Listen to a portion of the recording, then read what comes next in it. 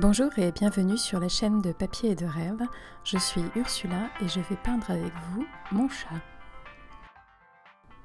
Alors j'ai déjà fait une première vidéo de mon chat il y a quelques temps et je vais vous mettre le lien dans la barre d'informations.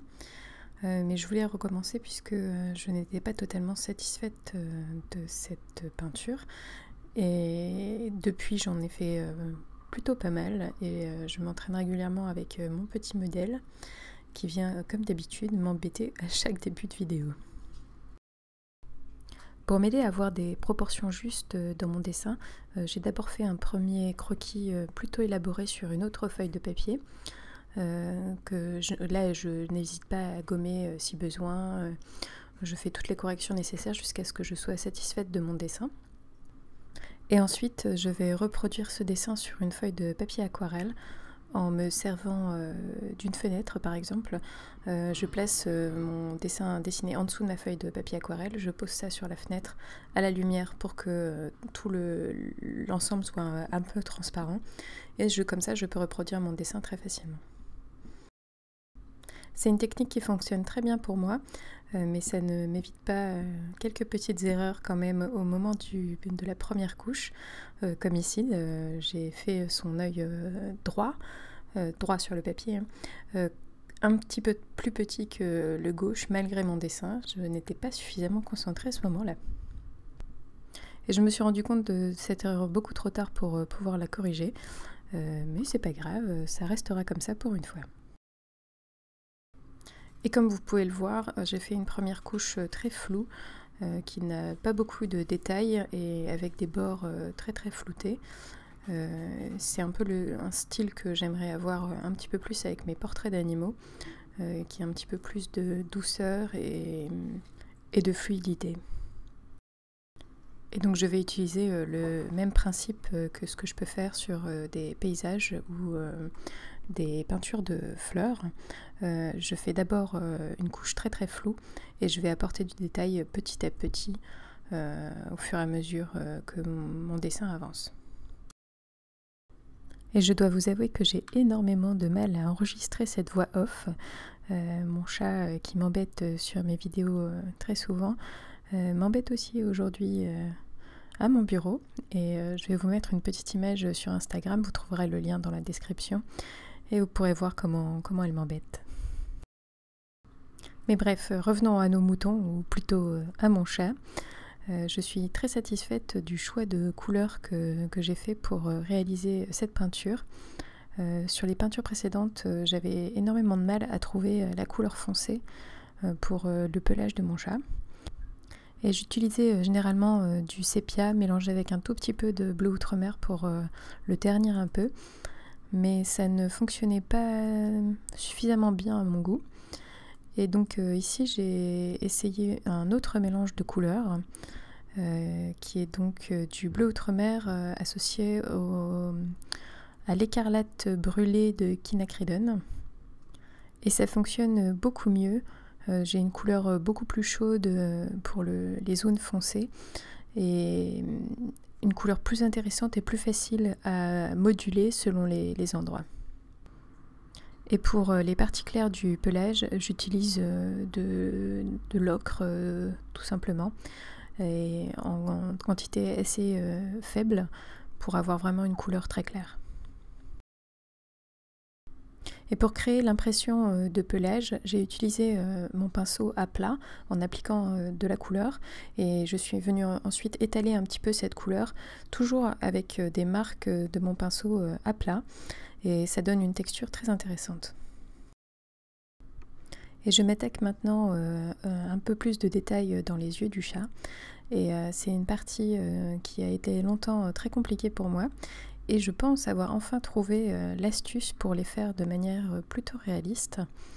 En fait, il s'agit de fondre toutes les couleurs ensemble plutôt que d'avoir des zones bien définies, car les yeux des chats sont très grands et en fait il y a une ombre, l'ombre de la paupière dans leur pupille, et c'est ça qu'il faut réussir à rendre. Et donc utiliser des dégradés, faire en sorte qu'il n'y ait aucune trace nette à l'intérieur de ses yeux, va donner beaucoup plus de naturel, et ce sera beaucoup plus réussi que de vraiment tracer la pupille, l'iris et ainsi de suite. Et maintenant, cette arête de son nez me donne quelques fils à retordre. C'est une zone qu'il faut réussir à mettre en avant, mais pas trop. Et c'est surtout une zone très très foncée. Et c'est un peu la partie la plus délicate dans le visage de mon chat. Et pour ça, autant y aller petit à petit et construire cette couleur foncée petit à petit pour bien doser l'endroit où je veux foncer précisément.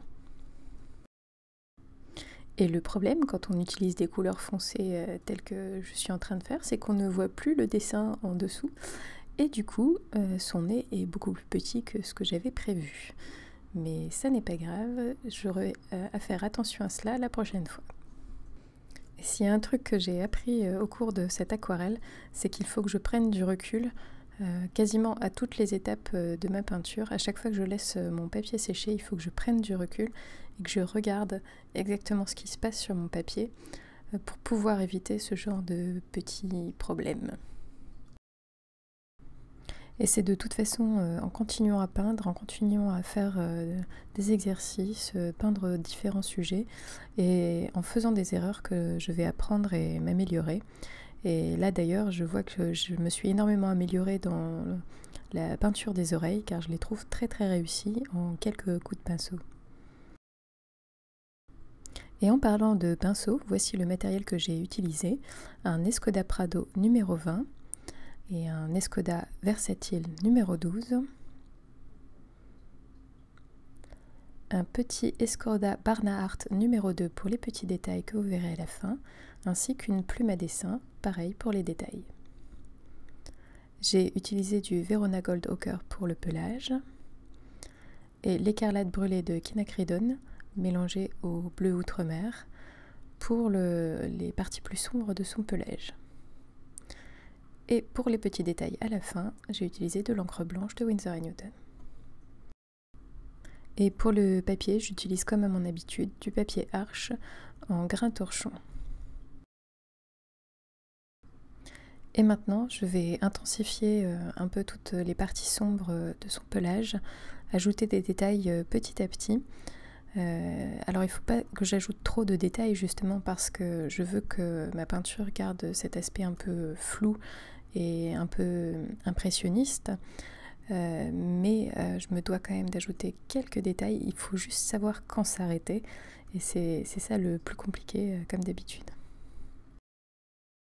Alors je ne vous cache pas que je pense que je suis encore un petit peu trop dans la maîtrise de tous mes gestes pour essayer d'avoir quelque chose de vraiment très ressemblant à mon chat pour l'instant, mais je ne désespère pas de réussir à peindre une peinture plus fluide dans l'avenir. Et de toute façon, il faut s'exercer pour ça. Comme vous avez pu le voir, je n'ai fait aucune réserve de blanc pour la brillance des yeux, par exemple, ou les moustaches blanches de mon chat.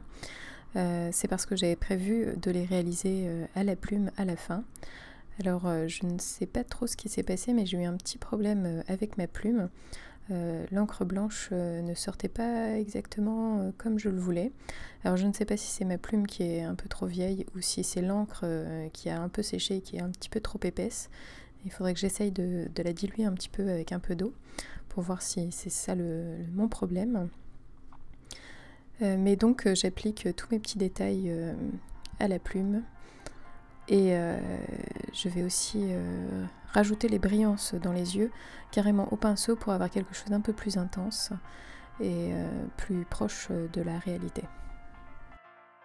Et c'est vraiment un détail très important car c'est ce qui va donner toute la vie au portrait de l'animal. Donc il faut bien soigner cette étape. Et cette vidéo est à présent terminée, merci de l'avoir regardée jusqu'au bout. Retrouvez tout le matériel utilisé dans la barre de description et n'hésitez pas à laisser vos commentaires, et à bientôt.